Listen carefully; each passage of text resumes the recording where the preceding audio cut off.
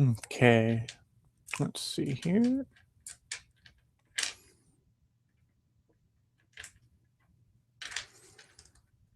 Just need to make sure everything is working today. My computer has been giving me some issues.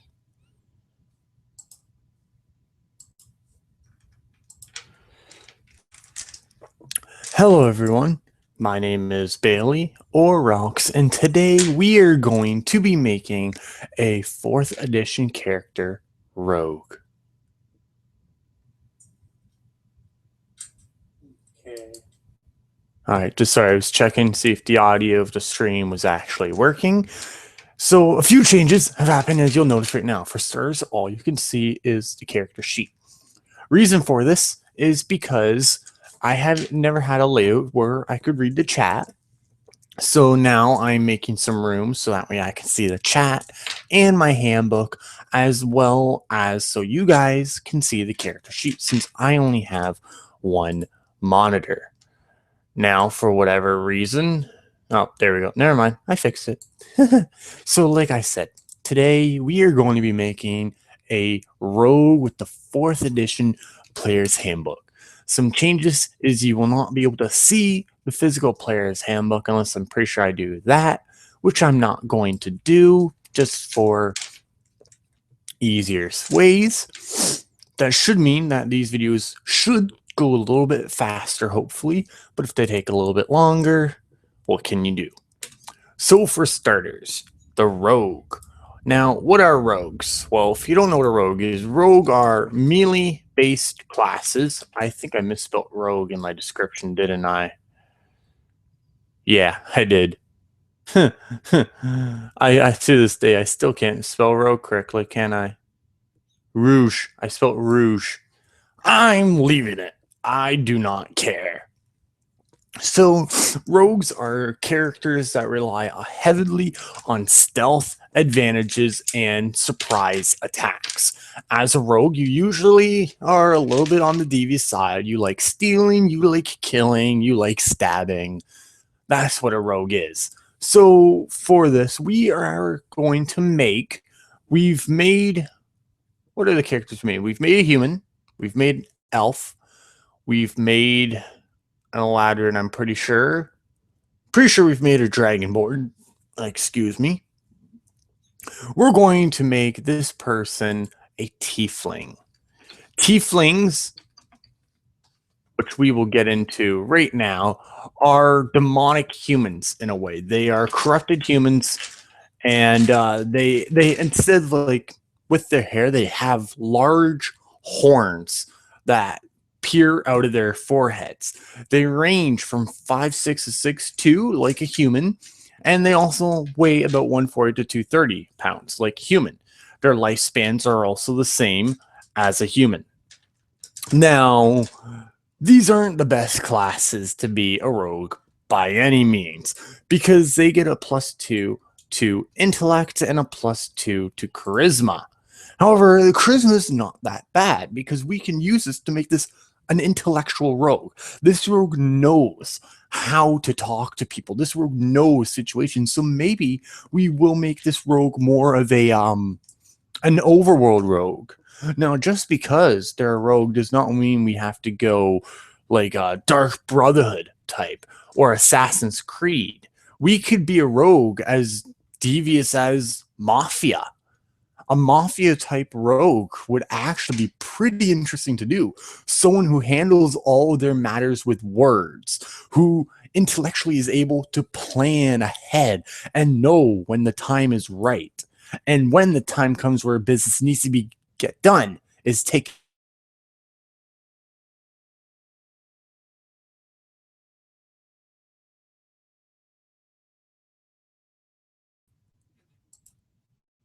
Oh, I guess I put 26 in charisma.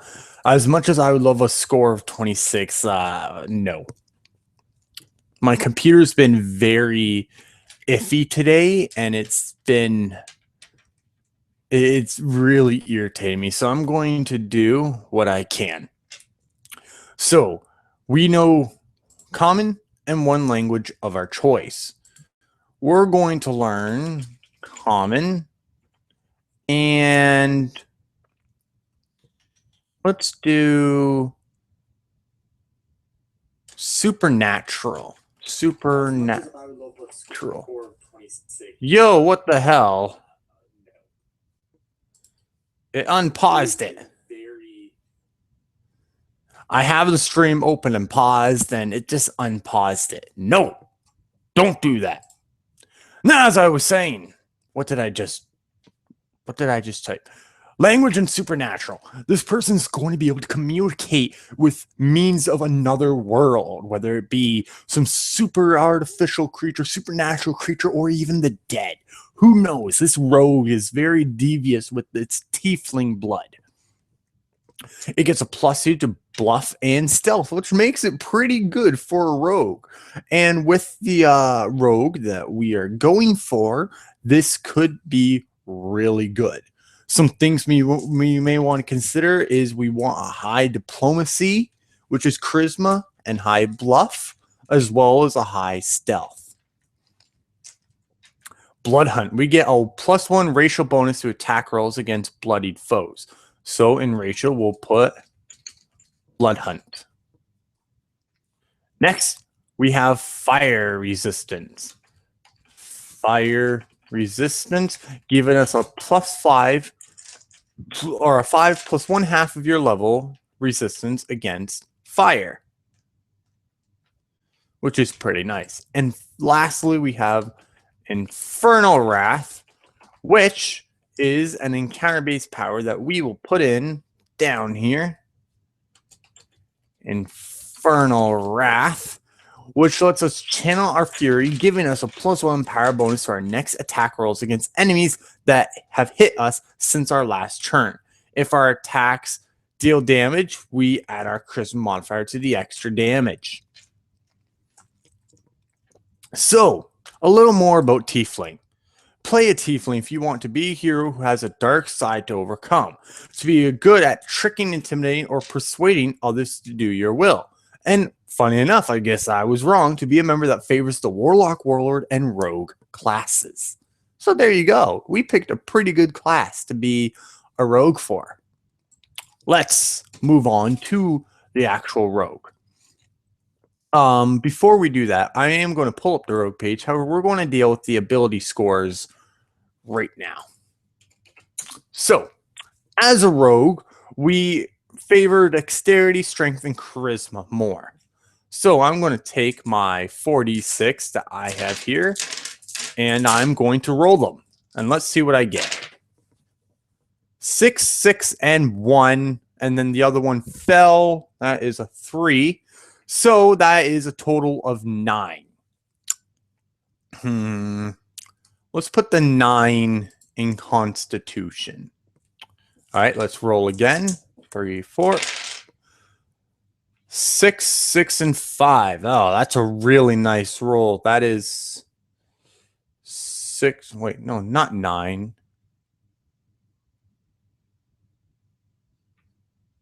6, 12, 13. That's a 15. What? We're going to redo the Constitution because I don't even remember what I rolled.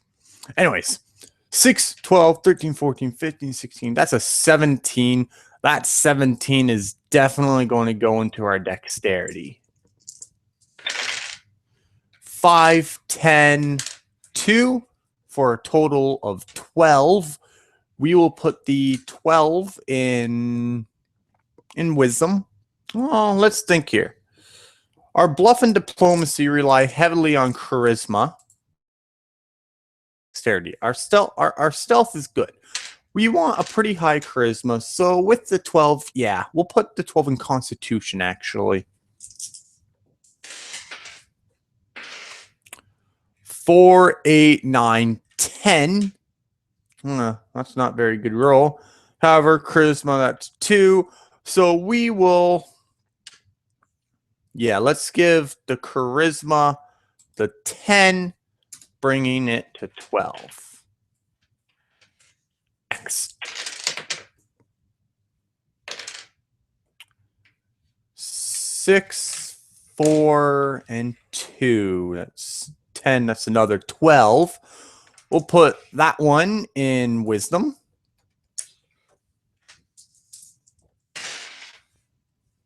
Four, 3, and 2, 4, 5, 6, 7, 8, 9. We'll put that in intellect to raise it to 11. And now we need a really good strength one. We got a pretty decent score here. If I can stop dropping the die, that would be beautiful. All right, 6, 3, and 4.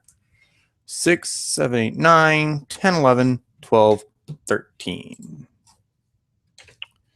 All right. Overall, that's it's actually not the best, but you get what you get.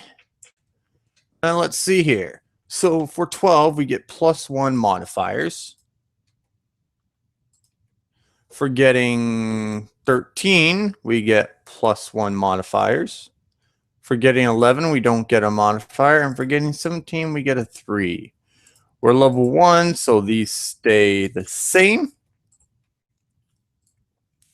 We can now put in all of our ACs here. So with the Abil mod, we have a 1 there, we have a 3 there, we have a 1 there. Armor, we are going to be wearing leather armor.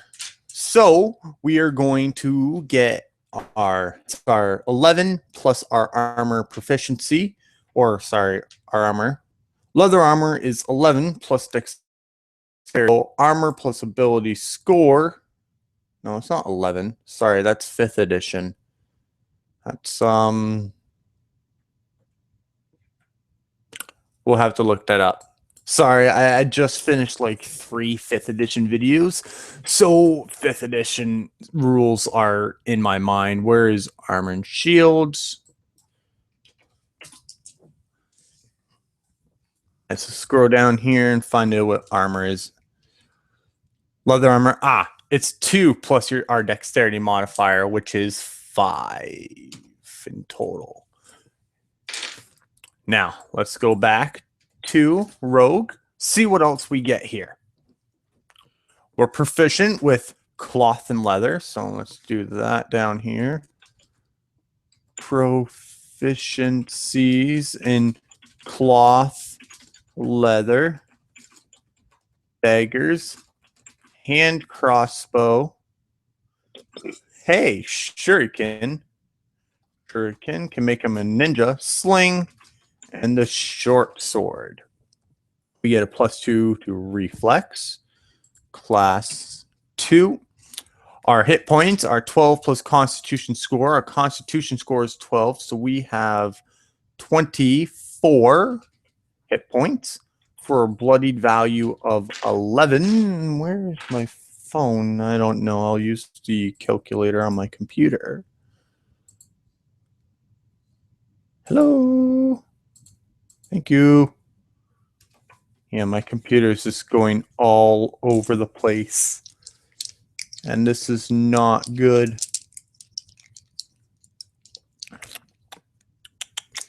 I'm just waiting for it to bring up my calculator. But it's taking its sweet, sweet time. Because we got to get 1/4 of 20.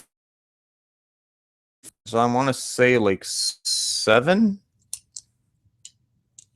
Oh, no. Let's find out. 24 divided by 4. 6. 6. Surge per day is 6 plus modifier. Our modifier is 1, so we have a value of 7. All right. We have 1 action point. Let's see here. Trained skills. We are trained in stealth and thievery. And then we get to choose 4 more from the list below. Yo, computer, what in the actual hell are you doing? Like, why are you being so slow? Like, I was just playing shit just fine, and then I go and do this stuff, and it's like, nope. All right. So thievery gets a 5. Stealth gets a 5. And now we get to choose from acrobatics, athletics. Bluff is definitely getting 1. engineering, insight, intimidate, perception, stealth, streetwise, and thievery. I don't know why they would give us streetwise and thievery when they automatically train us in streetwise and thievery. We can't get trained in it again. Now, unfortunately, we can't get trained in diplomacy, but we'll work with what we have. We'll throw intimidate in there. That's a nice charisma based one. Let's see here. We get to choose 2 more. Let's do acrobatics. We're fast, we're fragile, we're flexible. And we are aware of our surroundings. Now, let's apply our ability mods here. So Dex is 3, Intellect is 0, and all the others are 1. So 1. Really? Oh, well, yeah. Our scores suck.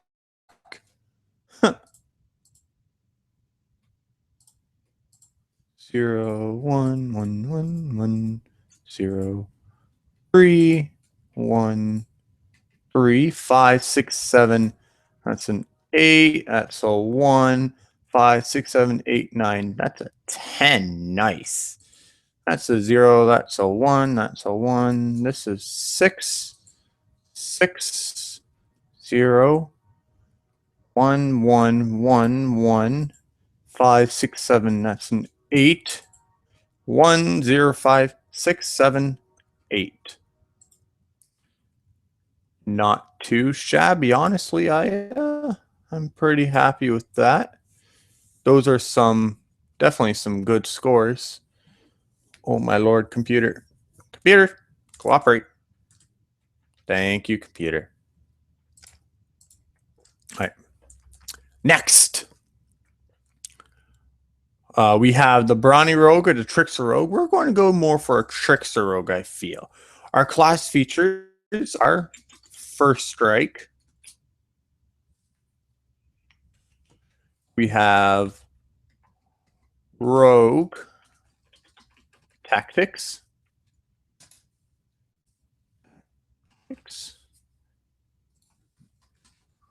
Rogue Weapon Talent. And Sneak. All right, we got that. Weapons, we are going to have 2 daggers. And daggers, they are strength versus AC. Yeah. So, strength versus AC. Dagger. They're 1d4.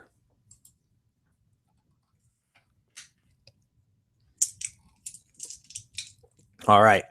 So let's take a time and go through what our class features do. So, rogue class features. First Strike. At the start of an encounter, you have combat advantage against any creature that have not yet acted in that encounter. So if there's 5 guys and guy number 5 hasn't gone yet, well, you get advantage against him. Rogue Tactics is you choose one of the following options: the Artful Dodger, which gives you a bonus to AC equal to your charisma modifier against opportunity attacks. Ooh, that's nice. Or Brutal Scoundrel. You gain a bonus to sneak attack damage equal to your strength modifier. The choice that you make also provide bonus to certain rogue powers. Individual powers detail the effects, if any. Your rogue tactics selection has one of them. So in this case, I think I'll lean more to the Brutal Scoundrel. When I do hit, it hits hard. Rogue Weapon Talent. When you're wielding a shuriken, your weapon damage deal die increases by 1 size. When you wield a dagger, you gain a +1 bonus to attack rolls. So that is something that we can do here in the attack workshop with our dagger. Our class gives us a +1. The proficiency for daggers is also 2, I believe. We'll double check that in a minute. Also, we got Sneak Attack. Once per round, when you have combat advantage against an enemy and are using a weapon of the light blade, the crossbow, or the sling weapon group, an attack you make against the enemy deals extra damage. If the attack hits, you decide whether to apply the extra damage after making the damage roll. As you advance in level, your extra damage increases. From 1st to 10th level, your sneak attack is plus 2d6. 11th to 20th is 3d6, and 21st to 30th is 5d6. Oh, that's a big jump. All right. So now, as per usual, you get 2 at wills, 1 encounter, and 1 daily at level 1. Let's see here. We have Deft Strike. Where's my water bottle? There it is. Just 1 second.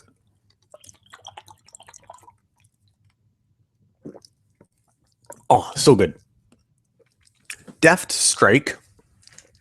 You must be wielding a crossbow or a light blade or a sling, which we are.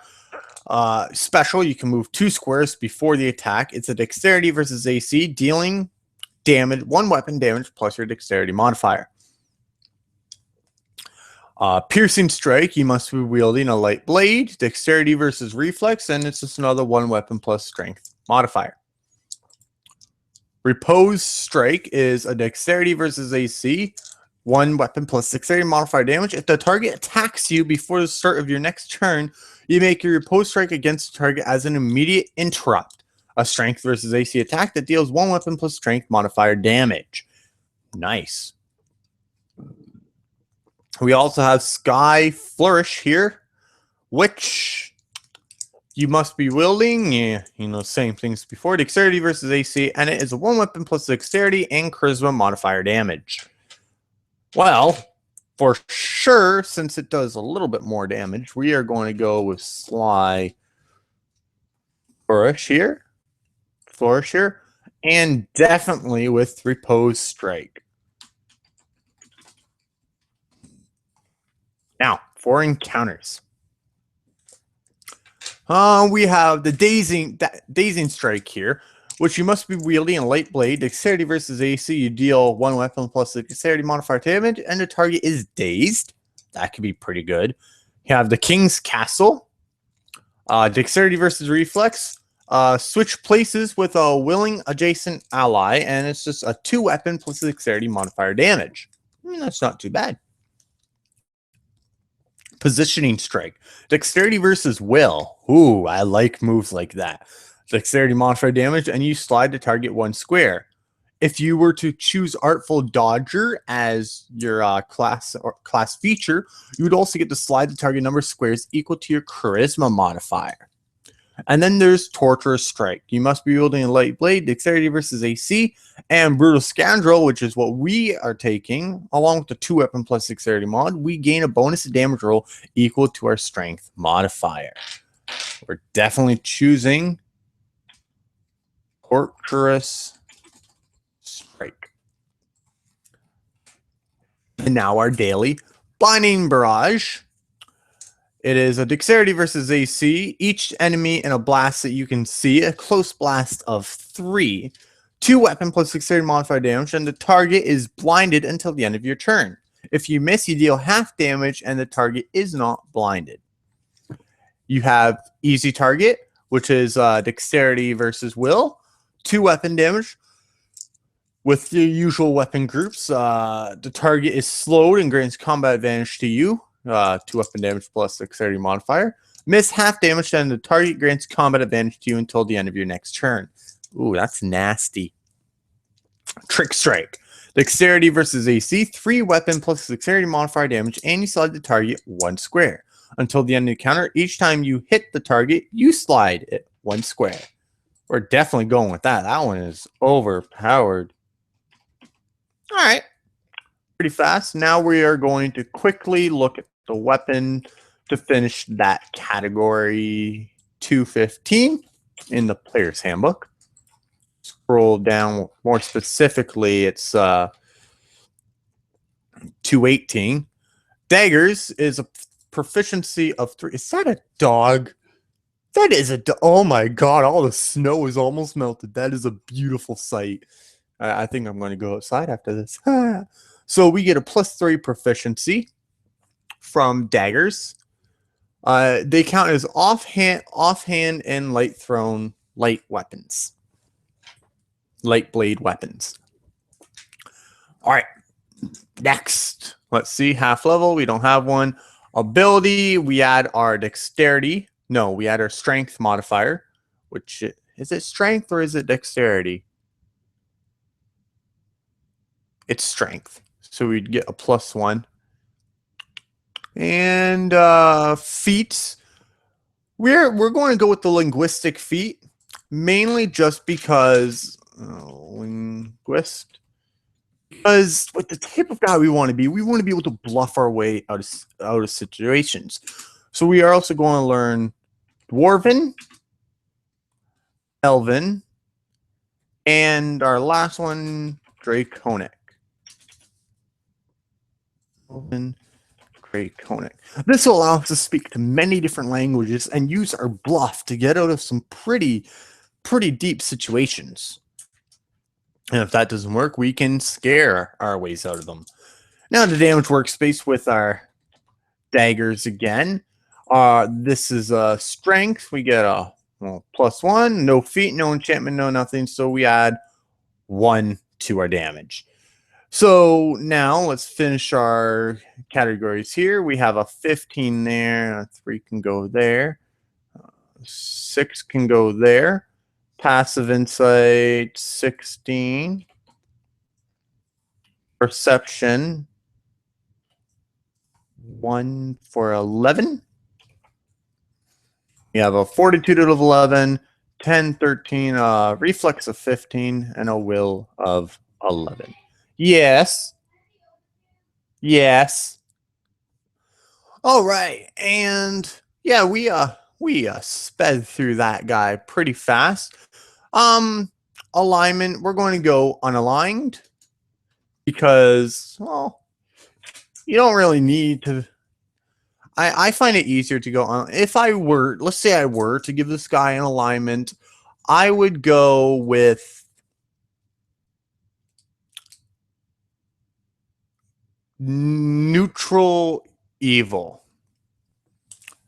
So sort of evil, and mainly because this individual, he doesn't really care about who he messes up. He doesn't care why he's messing up. It's just straight up and simple.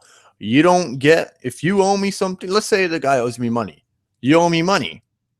You have until tomorrow to get me the money, or I kill you. He doesn't get his money, he kills him. Plain and simple. So, yeah.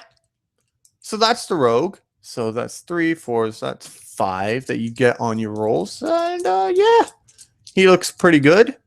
So I hope you guys enjoyed. I'm sorry for rushing this a little bit. I needed to do one of these today. And if you enjoyed, please remember to like, comment, and subscribe. We will be starting our first campaign on the channel soon. It's going to be a short Pathfinder campaign with a few of my friends. Jordan, one of them. Chris, you guys should be familiar with him if you with both of them if you watch videos on my other channel. So stay tuned for that. Please remember to like, comment, and subscribe once again, and I'll talk to you guys later. Have a nice day, everyone.